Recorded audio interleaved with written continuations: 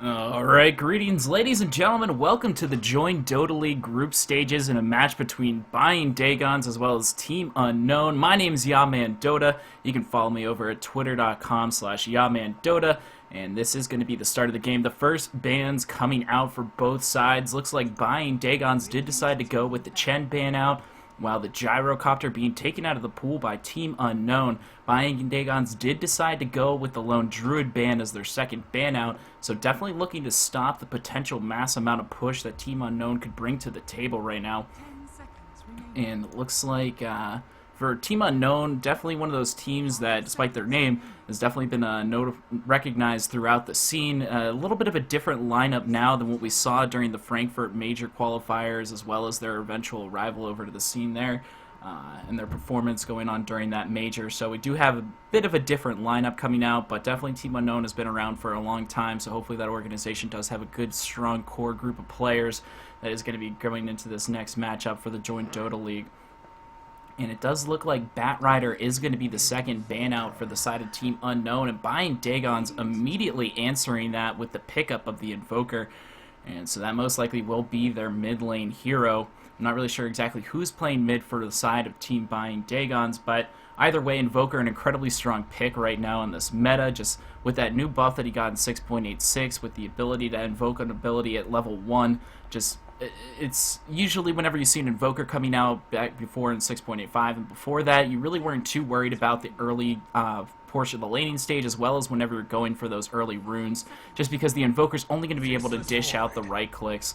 And now that he has that, he could potentially go for a Quas at level 1 and then have the Cold Snap readily available for anyone who tries to go for that rune for the side of Team Unknown.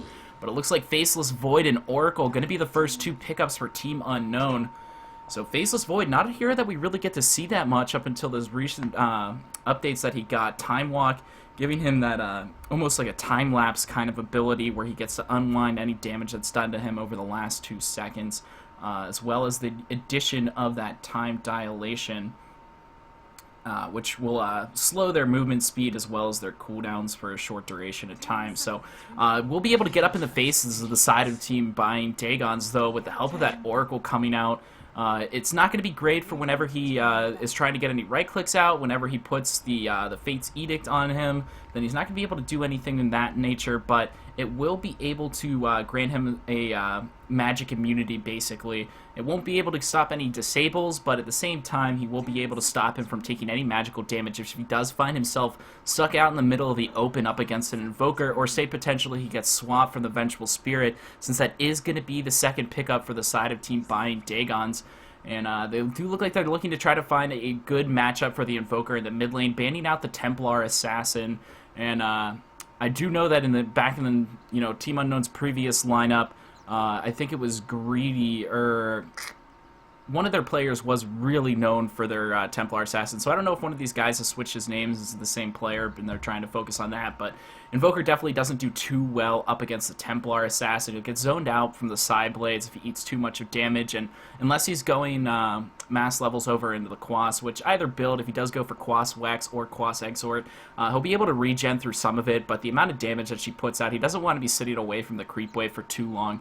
So I do like that ban out coming out from the side of Team buying Dagons, just making sure that their Invoker is going to have a semi-decent matchup in the mid lane. And Team Unknown actually bans out the Viper right now, so not looking to have someone who's capable of kiting around that Faceless Void, wants him to be able to maneuver around the map, especially during these team fights outside of his Chronosphere. And Chronosphere will obviously have that highly accelerated move speed, but doesn't want, whenever he steps out of it, doesn't want to have to worry about the Viper Strike slowing his movement down, and especially since the fact that the Time Walk isn't going to be able to undo the ultimate coming out from the Viper. So definitely pretty good ban out from them coming out right now. Death Prophet is also going to be taken out of the pool, just kind of sticking with that whole plan that buying Dagons has of getting rid of this strong amount of push that Team Unknown could put forth. Getting rid of the ultimate from the Death Prophet is pretty big. The Lone Druid Syllabear, the Spirit Bear, is going to be pretty important, as well as the potential of those massive Chen creeps coming into play. So definitely looking to try, most likely, move around the map, find some pickoffs, and then maybe even have a strong team fighting composition. And Team Unknown, definitely one of the stronger team fight abilities is going to be the Faceless Void. So He's definitely able to kind of counteract the fact that Team Buying Dagons might be going for a team fight oriented lineup. And they do have to be worried about that Chronosphere whenever with the rest of their picks. So hopefully some things that can kind of sit outside the boundaries of where he would initiate with the Chronosphere, and then outside of that, they'll have the Invoker who can get in there with an EMP or even a Tornado or Deafening Blast. Deafening Blast is going to be huge up against the Faceless Void this game. But whenever he does get Deafening Blasted, it does present an opportunity for the Oracle to throw out the Fate's Edict over onto him, since he won't be able to auto-attack anyways. It doesn't really matter if he is disarmed from that ability, since he'll already be disarmed from the Deafening Blast. And it does look like the Undying's going to be taken out of the pool from Team Unknown, and it's going to be the Queen of Pain pickup for the side of Team Unknown. And that is going to be the mid matchup, most likely up against the Invoker. And neither of these two guys really are going to outshine the other one. Most likely is going to be one of those break-even mid battles, depending on the rotations coming out from the enemy support heroes. Otherwise, you know, the Queen of Pain is going to be able to get the daggers off over on the Invoker. He'll most likely be able to regen through that with the Quas, and then she'll be able to spam the Creep Wave out with the Scream of Pain. So that is going to be the one advantage that the Queen of Pain will have over the Invoker, is that she'll be able to clear the Creep Wave out much more quickly and efficiently in order to try to obtain some kind of root control and potentially gank out the side lanes, where the Invoker is going to be most likely just sitting in that mid lane, trying to get as much experience as he can, and then eventually, once he either has his phase boots and Urn, if he does decide to go for that build, or once he has enough levels that he can be involved in these team fights, and potentially even getting level 9, where he'll be able to have the double Forge Spirits up if he does go for the Quas Exort build, and then they could potentially start pushing down towers for the side of buying Dagons. But they are out waiting their last pickup over here for the side of Team Buying Dagons. Wouldn't be surprised if they tried to pick up some kind of offlaner, seeing as how the Batrider, as well as the Undying, already being taken out of the pool. They definitely want to start securing up their side lanes, most likely leaving that carry position hero for their last pickup, so that they can't be countered too much by the side of Team Unknown, who has shown their hand a little bit more than Team Buying Dagons, having picked up that Faceless Void as well as the Queen of Pain, and they do decide to go for a support pickup with that Witch Doctor. So that is going to be their answer for the Faceless Void. Whenever the Witch Doctor is sitting outside of the range of that Chronosphere, he drops down his ward, and then he'll be able to do a lot of damage over the Faceless Void if he does decide to sit inside the Chronosphere and try to auto-attack whoever gets stuck inside of that. So Death Ward right now, the answer for Faceless Void at the moment. And they do also have the potential of swapping out a character who gets stuck inside the Chronosphere. So if, say, the Invoker gets initiated on by the Faceless Void, then they'll be able to get the swap off from the Vengeful Spirit. She'll be able to reduce the damage coming out from the Faceless Void, as well as the Queen of Pain, once her Vengeance Sword ends up proccing from her death. But they do decide to pick up the Lich from the side of Team Unknown, so they are going for that big teamfight synergy-oriented lineup. They've got the Sonic Wave from the Queen of Pain, the Chronosphere from the Faceless Void, as well as the Chain Frost coming out from the Lich. So that they could potentially even run themselves a 2-1-2 lineup right now as far as the laning is concerned. Lich does notoriously well over in the off lane. Not only is he able to sacrifice one of his creeps in order to deny the enemy carry hero a form of CS, but at the same time, the Ice Armor is going to give a huge bonus to whoever's in the offlane for side Team Unknown, as well as the spam coming out from the Frost Blast. It's just going to be a lot to deal with for whatever carry hero Team Buying Dagons does decide to pick up, unless he is going to be one of the tankier heroes, something like a Wraith King potentially. But either way, it is going to be rather difficult for them to go up against this team fight right now from the side of Unknown. So a little bit of counter picking back and forth for each side. And they do decide to go for an Abaddon from the side of Team Buying Dagons, and that could potentially be their offlane hero. Not sure if they're going to run him as a solo offlane position, but if they do react to the 2-1-2 coming out from the side of Team Unknowns, then he definitely will be able to at least get within experience range in that offlane and put the Aphotic Shield up on himself, and then be able to deal with the right clicks coming out from the Oracle. So we are going to start getting our last bans coming out here for side Team Unknown. They take the Juggernaut out of the pool, so that's going to be one carry hero that they were a little bit worried about. And since that is the last thing that Team Buying Dagons does need to pick up, they will take that out of the pool. Looks like there still is the need for an offlane here on the side of Unknown. Despite the fact Faceless Void does traditionally very well over in the safe lane, He is capable of going into the off lane. With the nerf of the distance coming out from Time Walk, it might be a little bit of a hindrance to his ability to escape from that off lane, but once he gets left alone, Faceless Void, definitely one of those heroes that can still have an impact in the game, despite the fact that he might not have any farm with that Chronosphere available to him. And he can just pick up a Mask of Madness if he wants, and then he'll still be able to get the right clicks off inside the Chronosphere. If they do decide to throw him over into that offlane. They do take the Razor out of the pool for the side of buying Dagon, so maybe they are of the impression that this is a Faceless Void in the offlane. And if that is the fact, still a few heroes that they could potentially pick up for the side of Team Unknown. Timbersaw still in the pool if they want to grab him. As well, I mean, they could grab the Wind Ranger. I do know from just doing a little bit of research outside of this, Team Unknown does like to pick up the Wind Ranger ever occasionally, so that is another hero that with the Wind Run is capable of just sustaining the right clicks over in the off lane. If she finds herself in trouble, not only is that an escape, but she'll be able to escape the right clicks coming out from anyone who's trying to auto attack her from the side of Team Buying Dagons. It might give her enough time to get away even under the curse of Malady from the Witch Doctor. And they do decide to go for a Dragon Knight, so this is going to be, actually it could even go either way. Dragon Knight could go as the carry or over into that mid lane. Either way, they are looking to get into the early game mid game engagements very frequently. Whenever the Dragon Knight has his ultimate, that Elder Dragon form up, he's going to be able to get involved in these team fights and then move around the map with the Queen of Pain as well as the Faceless Void Oracle combo. And the Sonic Wave, wouldn't be surprised if Queen of Pain does decide to go for an Agnum Scepter as her first big item purchase, which will allow her to just fight more regularly with the rest of her team. And she could also go for the Orchid of Malevolence, try to have some way to deal with the Invoker. And it will be the Phantom Lancer pickup for the side of Team Buying Dagons right now, so we do have the rounded lineups for both sides. And Phantom Lancer will be that carry hero of choice, and I have to imagine that he most likely will be going into a dual lane situation with either the Witch Doctor or the Vengeful Spirit up there in the safe lane for the dire side of the map. And so we will just simply wait out the rest of the players selecting their heroes. Looks like Phantom Lancer is the only one who needs to pick up a hero right now.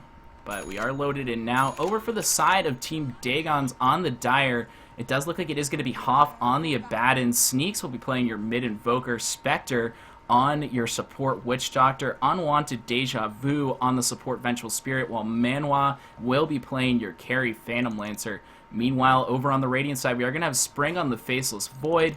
Looks like it is going to be Dream Job over on the Dragon Knight. 3-2-1 will be playing your support Oracle, while Shekid is going to be going over onto that support list. Lich, while Jeremy is going to be rounding out the lineup over on that mid Queen of Pain going up against the Invoker. It does look like there is going to be 5-man rotation up here towards this top bounty rune at the start. Both teams looking to invade the other side's jungle, and it does look like Team Dagons is going to be going for a smoke. They aren't going to be able to find out anyone, unfortunately, but they should be able to get down some observer wards, block out some of the camps. And it looks like they are going to throw down a ward over here for the Faceless Void. And based off of his build, this is going to be that offlane Faceless Void. DK looks like he's going to be going over into the safe lane. So they will start rotating their way down there right now. And it looks like the Queen of Pain not going to be able to spot out the fact that the Abaddon's up here. So it does look like everyone's going to start settling into their lanes. And some aggressive Observer Warding coming out from the side of Team Dagon. They are going to get the Observer Ward over on the high ground of the Radiant side, so they'll be able to have vision of that mid lane, which will be hugely beneficial for the Invoker as we move over into the beginning stages of this match.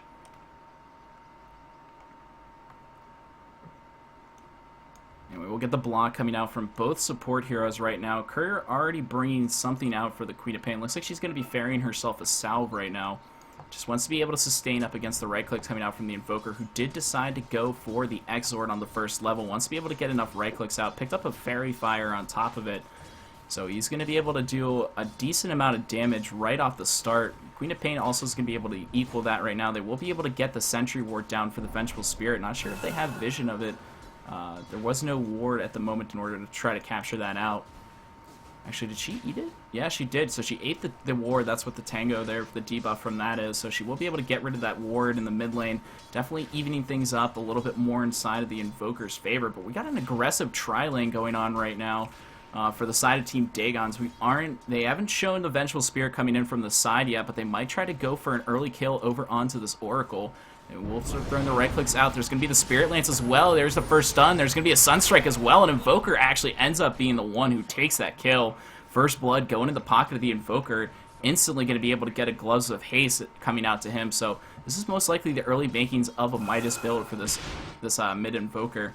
But they might have to rotate a support hero down. That Lich might need to come down here into the safe lane for the side of Team Unknown. Otherwise, they're definitely going to struggle up from the burst damage from the side of Team Dagon. So one thing they have to worry about, that Invoker, as I say that now, he's actually going to get soloed out by the Queen of Pain. Just gets the blink forward as well as the level 2 over in the Shadow Strike, enough to take out that Invoker by herself. And just as I was about to say, Invoker is going to play a pretty pivotal point. Might have even been looking down in this bottom lane in order to try to find out if there's a potential kill if they initiate. And it does look like the Lich is going to be rotating in through the long way. Walking down, does go over a couple Observer wards, so they will be present in mind of the fact that she is joining them down in this bottom lane to get a tri-lane on tri-lane. And that does leave the Faceless Void solo up against the Abaddon. I'm not really sure that either one of them really is going to have too much kill potential against each other, but at the same time, there's going to be a huge advantage for the Faceless Void because he does perform a little bit better with farm once we start moving towards the mid and late game.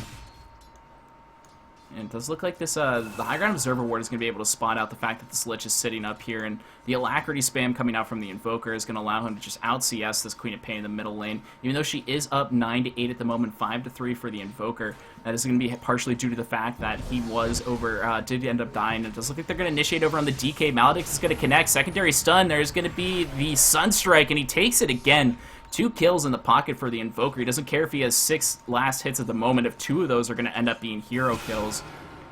And it looks like they're going to try to initiate over her. Blink forward from the Queen of Pain. Does have the Tornado invoked if he wants to use it. We'll throw it out now, but he's eating a lot of damage at the moment. Only a couple more right clicks. Does end up eating the Fairy Fire. He's going to survive through this. Now here comes the cast from the Witch Doctor. Bounces back over onto the Queen of Pain. He doesn't have enough mana in order to perform the Maledict. Might have been able to get the kill over onto her, but she's got her bottle already, and she's going to be just fine. But almost looked like it could have been a potential kill over onto that Invoker in the middle lane.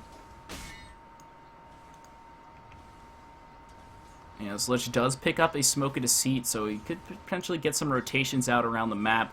But this is freeing up this bottom lane for the Phantom Lancer. 13-4 for him, up against the combo. The Vengeful Spirit is going to be able. She's going to be right around 2 last hits, so she's getting some experience. She's going to be able to get that side creep wave pull over. So this is going to push the creep wave a little bit over towards the dire side of the map, freeing up some space for that Phantom Lancer to try to get some CS. He's at 13-4 comparatively to the 13-0 of that DK.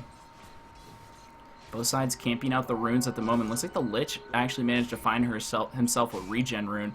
So we're going to see if they get a little bit of action over here. Ends up activating it, but it does end up getting burned. There's going to be a blink forward on the Invoker in the middle lane, though. Does look like Queen of Pain finds himself in a little bit of a tricky spot. Maledict did connect over on him, picking him down. Tornado going to be a little bit too short as he only has 1 level over into Wex.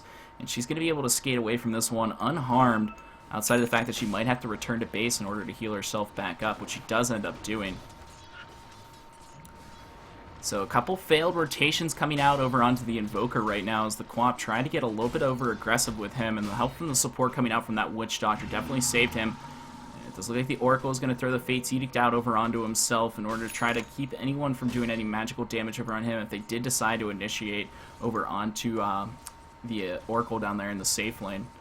And checking out this Abaddon and Faceless Void, does look like the phase boots are going to be done over on the Abaddon. Faceless Void has racked up 900 gold though, so if he wants to go over and pick up his Morbid Mask, which looks like he's going to try to do at some point in time. But unfortunately for him, Creep Wave is going to be a little bit too pushed for them to do much of anything. But they're initiating down the bottom lane. There's going to be a Sunstrike available over onto the Oracle. He's eating a lot of damage. Will end up going down. Lich is going to TP in, but it might be a little bit too late. Don't think there's going to be any kind of revenge kill over on the Phantom Lancer. He's without the Doppelganger right now. But I don't think anything else further is going to come from it. As we look over towards this middle lane, does look like the Witch Doctor is going to join up with the Invoker as he TP'd back in. We got a TP coming up to the top lane as Oracle is going to join up with the Faceless Void. Not level 6 quite yet, so there's no Chronosphere. They will be able to get to the Fortune's End over onto him. It looks like it's going to stun him down, but it's not going to be able to get the kill. And meanwhile, it does look like the Witch Doctor gets initiated on by the Queen of Pain. She bursts that first usage of the Sonic Wave, manages to get the kill over on the Witch Doctor at 5 minutes in, 5 minutes 50 seconds in. We're 3-2 in favor of Team Buying Dagons. 2 of their kills coming to the hand of the Invoker with those long-range Sunstrikes. And he's getting relatively close to having that Midas completed. We'll hear an mango being eaten down here in the bottom lane. See the Phantom Lancer wanted enough mana in order to get away from a potential rotation situation. The Oracle's up here with the Faceless Void, making sure that he hits his level 6, which he does. At any point in time, they could initiate over on the Abaddon, but he does have borrowed time now, so it's going to be increasingly more difficult to kill him. Now they're going to initiate on the DK, though. Sunstrike's coming out as well. Does end up connecting. The last right-click from the Phantom Lancer going to be enough to take him out. Unfortunately, Invoker not able to get any of the experience from that. But he will manage to secure that kill for the rest of his teammates down there in the bottom lane over onto the carry Dragon Knight for the side of Team Unknown. And it looks like about a 500 net worth exchange over into the side of Team Dagon at the moment. Dagger will be thrown out over on the Invoker. He just pops the Alacrity and looks to just turn around and start right-clicking if need be. And no real direction has he gone yet with either of his builds. He hasn't really decided if he's going to be going for the Quas Wex or the Quas Exort quite yet. Next point in will definitely decide that, as I do believe he needs to diversify out from the Exort after this next level. He could even decide to pick up the second level Invoke if he wants to. Invisibility Rune was picked up by the Witch Doctor, though. And it looks like he might be able to get the rotation in with the Vengeful Spirit sitting right on top of this Queen of Pain. VS just trying to bait it out at the moment. Gets the stun off over on him. Sunstrike's going to be there. They will be able to get the stun. Not sure if it's enough damage. The Maledict does end up connecting. She's going to try to TP back home. We'll be able to get the regen off, just barely surviving off of that one. As the well as well as the bottle charges are going to be able to regen her back up into the safe spot. And unfortunately, that Invoker just wasn't able to get enough damage out with that Sunstrike in order to help out his compatriots with the Vengeful Spirit as well as the Witch Doctor.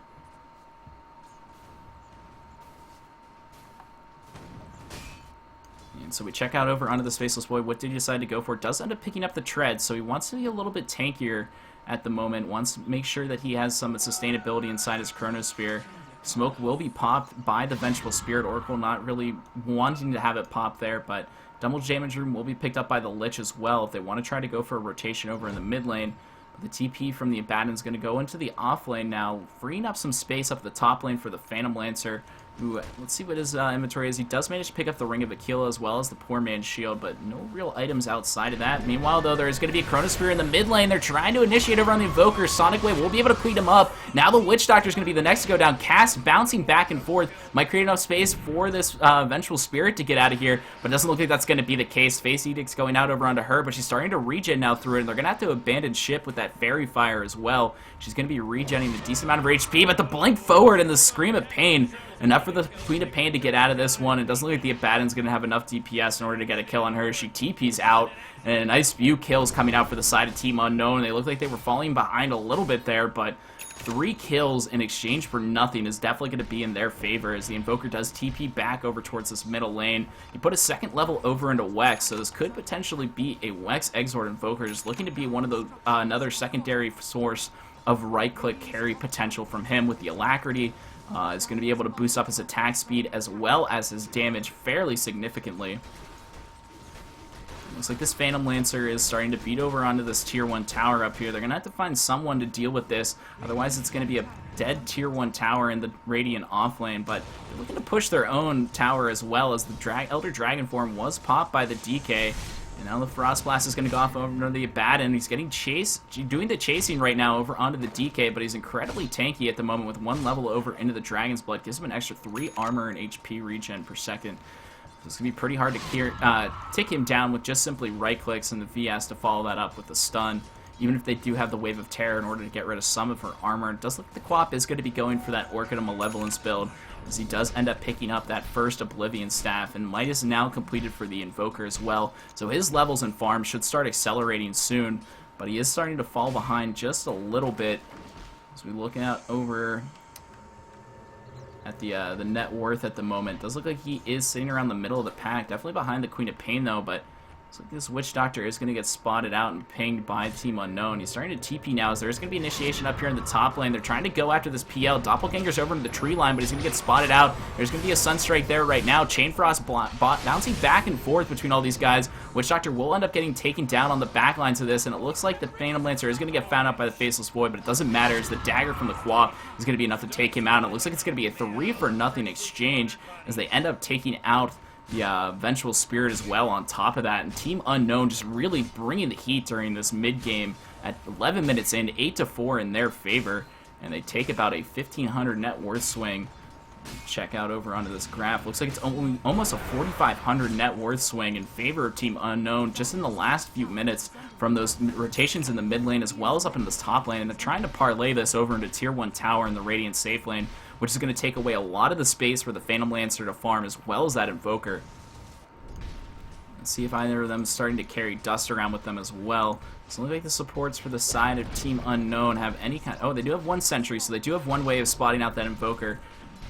And it does look like he does decide to put a second point over into Quas, so unorthodox build coming out from him with that second point over into Wex. Maybe a little bit frustrated with the fact that that first tornado wasn't able to net him a kill, but we'll be able to increase his attack speed as well as his movement speed ever so slightly with that second point up over into it.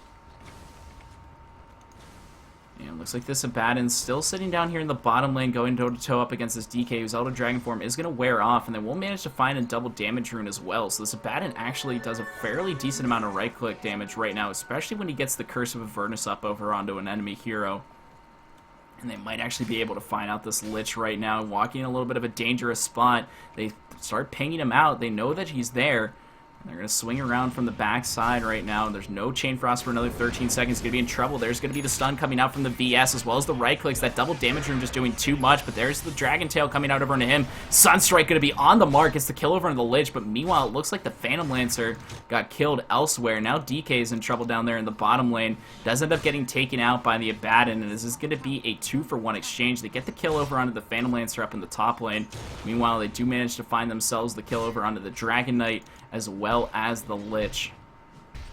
And this could potentially be the Tier 1 tower in the Radiant safe lane going down if they don't pay too much attention to it. But it does look like the Oracle is starting to rotate down there, and it's only the Abaddon, as it does look like the Witch Doctor needs to go back to the well in order to heal up his mana, since he only has enough to drop down the Death Ward if he so desires.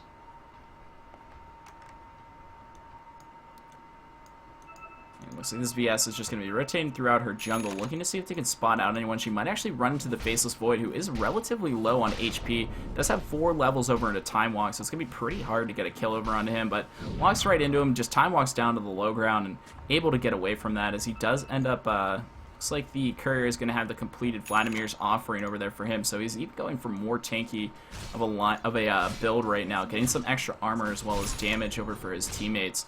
And his Tier 1 tower in the middle lane for the side of Team Dagon is going to get fortified, but it's starting to drop fairly low, under 300 HP at the moment, and there's only a Witch Doctor present at the moment. Vengeful Spirit looking to see if she can try to rotate over onto the Quap. They still have the Sunstrike as well available to them, but he's just going to be able to blink up to that top rune spot and pick that up. And checking something real quick. And it looks like it is still going to be that level 1 Forge Spirit, only 3 levels over into Quas, 4 into Exort, so we'll be able to have the double Forge Spirits ready pretty shortly. He's up to 1,500 gold, though, so that is going to be fairly useful for them, as they do have, those look like 4 heroes grouped up in this middle lane for the side of Team Dagon, only having the Phantom Lancer up in the top lane in order to try to farm that up while they push this middle Tier 1 tower. Alacrity's going to get popped by the Invoker, but it might be a little bit too early as they're looking to make some kind of pincer movement here from the side of Team Unknown. They do have the Faceless Void here if he wants to drop down the Chronosphere, but Witch Doctor's sitting on the back line. There's the Chrono. It's only going to be on the Vengeful Spirit, though. Breathe Fire is going to be there as well. Chain Frost is going to get thrown out. They throw the Sonic Wave at him, too. It's a lot just to kill the Vengeful Spirit. Borrowed Time is going to be activated by the Abaddon right now as he drops too low, but it's going to be worn off fairly quickly, and it looks like Jeremy over on that Queen of Pain is going to be able to net herself a kill over onto that Queen of Pain. Actually gets both of them after using that Sonic Wave, and she's got that Orchid already finished as well as another 1,400 gold. Definitely outpacing this Invoker right now, and Team Unknown gets themselves back into the saddle, the driver's seat, as they do end up losing their Tier 1 tower in exchange for 2 heroes, but it's going to be at the cost of this Queen of Pain continuing to accelerate her farm. She could potentially go for either a BKB or an Agnum Scepter as her next big item purchase, as it does look like the Phantom Lancer does end up completing his treads, but he's relatively poor right now. They're going to be able to find out this Invoker, though. Cass is going to be able to stun them up a little bit longer, and they don't want to chase up too high onto the high ground, as it actually looks like Lich is going to fall right on top of the Abaddon. One right click might be able to secure this kill over them, but there's 3 heroes here for the side of Unknown in this middle lane outside of that Abaddon, so you need to make sure that they're not overextending right now. Quap does have Sonic Wave over on cooldown for another 60 seconds. Looks like the Faceless Void is in the same boat. Once he shows himself up in the top lane, they can either potentially rotate or at least know that they're safe for now, that they're not going to be initiated on from the side of Team Unknown.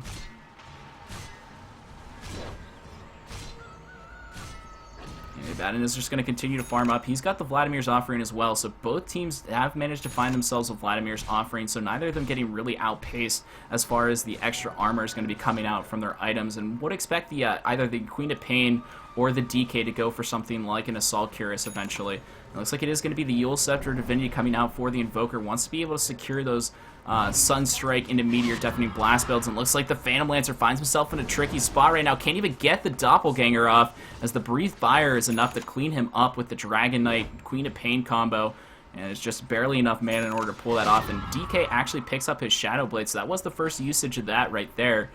And helpful for the Queen of Pain to be there on top of it as well. And she's actually going to have her Sonic Wave off cooldown in about 9 seconds if they want to continue up here. And the Invoker is going to be able to stroll right over into the Faceless Void. He's in the wrong neighborhood, though, as he's going to get Chronosphere at the moment. Chain Frost is going to get bounced around between the Abaddon as well as the Invoker right now. Borrow Time is going to be activated. The Chain Frost bouncing back and forth is going to be able to heal him back up. I'm not sure how long he wants to stick around here. He doesn't have any help from his teammates, and there is going to be an Oracle as well. Fortune's End will be thrown over onto him. Now the Phantom Lancer is coming, but he doesn't have any items. He will be able to slow down that Oracle just ever so slightly, but he's in the middle of no man's land, and the Aphotic Shield already being worn off. Doppelganger forward is a very aggressive move from him, but it does look like the ultimate is going to be thrown out by the Oracle. Tries to TP back home. Most likely will end up surviving from this, as well as the Faceless Void. Can he get the TP off? And he does. Meanwhile, that bottom tier 2 tower in Dagon's off lane is going to get cleaned up by the DK as well as the Queen of Pain, well on the way to her Agnum Scepter after that Orchid of Malevolence finish. It's going to be 17 minutes and 45 seconds in this one, 13-6 in favor of Team Unknown. And looks like they are going to be working with about a 10,000 net worth lead. Not what you expect at 17 minutes in, but they are just absolutely steamrolling this mid-game. After about the 8-minute mark forward, those two fights in the middle lane as well as the top just absolutely taking the tempo by storm for the side of Team Unknown. The Invoker has just been left to even meatball the creep wave in order to try to sustain throughout the push coming out from Team Unknown. And despite the fact that they banned out the Chen as well as the Lone Druid with their first two bans for the side of Team Dagon, not able to handle the potential crowd control and team fight coming out from this Faceless Void and Queen of Pain combo from the side of Team Unknown. And it looks like it's the side of Team Unknown looking to try to set up over on this tier 1 tower, or tier 2 tower in the dire safe lane. And Witch Doctor has picked up his mana boots. Vengeful Spirit definitely doing the supporting, the 5-roll support position at the moment, only working with the Boots of Speed and the Wand as her only reliable sources of income at the moment. And this Queen of Pain, let's see if she does manage to pick up her Agnum Scepter. It will be delivered to her from the courier at the moment. Looks like they were managing to see that Oracle and throws out the Paralyzing Cask. And we'll be able to get the D-Ward off, but here comes the Chronosphere. Connects on 3 right now. Sonic Wave on 2. They've already blown up the Vengeful Spirit. Borrowed Time being activated by the Abaddon. Yule's up is the Faceless Void by the Invoker, but Queen of Pain doesn't care. She moves forward inside the Dire base, and not even the Abaddon's going to be safe from this one as the Faceless Void backtracks most of that damage with that Time Walk, and the Queen of Pain is going to be able to blink forward, get the last Scream of Pain off as 4 heroes go down on the side of Team Dagon. And it looks like the Phantom Lancer is going to die in the base, actually, from the Breathe Fire from the DK. And a little unfortunate for them as it's a full 5-man wipe in favor of Team Unknown. They're going to parlay this into a tier 2 tower in the dire safe lane, taking away all availability for the Phantom Lancer and Invoker to farm around the map. And it doesn't look like they have any intentions of stopping right now as they're sticking around up here. They could potentially push out the other lanes. Tier 2 tower already being taken out inside the dire off lane. Only outer tier tower left standing is going to be that middle tier 2 tower for the side of Team Dagon. And they are going to get some very aggressive observer warding done as the Lich rotates over towards that middle lane. I'm not sure if it was spotted out. It was daytime still, so they might have actually seen him put that down. But Roche also a potential point of strategy for both teams right now. Team Dagon might need to win a fight around there if they want to try to get any kind of comeback into this match, as the mechanism now completed over onto the Lich. Oracle looks like he does have an Aether Lens completed, and the Abaddon in a little bit of a dangerous area will end up having the Aphotic Shield bursted down by that Frost Blast. But the DK inside that Shadow Blade looking to see if he can find any pickoffs on the back line of this side of Team Dagon. But it looks like it is going to be the Phantom Lancer gets initiated on. He's silenced from that Orchid of Malevolence from the Queen of Pain. Now they move over on the Vengeful Spirit. She did manage to get the swap off over onto the Phantom Lancer. But now it looks like the Faceless Void. 5 seconds till the Chronosphere is up. Does end up missing with that Sunstrike, the Invoker. It looks like Faceless Void will backtrack most of that with the Time Walk. Now they're moving over back onto the Vengeful Spirit. Will manage to get the kill over onto her. Abaddon doesn't want to get too under aggressive with this, but there's going to be the Chronosphere dropped over on the Phantom Lancer. Now there's going to be the Chain Frost from the Lich, bouncing back and forth. Looks like the Witch Doctor's going to go down, not before he throws out the Paralyzing Cask, saving the Phantom Lancer potentially, as well as the Abaddon. As they look to maybe move back in over to this, there's going to be the Dragon Tail on the Abaddon. Borrow Time is going to be procced right now. Deafening Blast will be able to disarm the Faceless Void as well as the DK. And the Maledict's going to be there as well. Sonic Wave up on the high ground from that Queen of Pain. Manages to clean them up, and that's GG well played. 21 minutes and 30 seconds into this one. Team Unknown taking buying Dagons by storm, 23-6. Looks like it was almost a 15,000 net worth lead for them, as they're going to be looking to find some kind of solution for this massive amount of aggression coming out from the side of Team Unknown in this second match. This is going to be a 2-game series. That was game number 1, going in the pockets of Team Unknown. And this Queen of Pain finishing 15-0-4. There's absolutely stellar performance coming out from her in that mid lane. The Invoker did manage to find a few kills with the Sunstrike during the early games, but really just getting out-farmed by the Quap in that middle lane. Finishes the game with 650 GPM and only 21 minutes in. That's pretty impressive. And not only that, but has the Agnum Scepter as well as and the Orchidum Malevolence on top of another 3,000 gold in her inventory without taking any of the Raxes. So we will be setting ourselves up for game number 2 right now. And we'll take a very short break, join up with the lobby with them, and then whenever that's getting started, I'll let you guys know, and we'll be back probably in about 3 to 4 minutes with game number 2 between Team Unknown and Team Buying Dagons in the joinDOTA League. I think this is the Group 2 of the group stages. So we'll be back momentarily, guys. Thanks for tuning in. In the meanwhile, if you do get an opportunity, check me out over at twitter.com/YamaandDota, as well as following me over here on Twitch. So we'll be back momentarily, guys.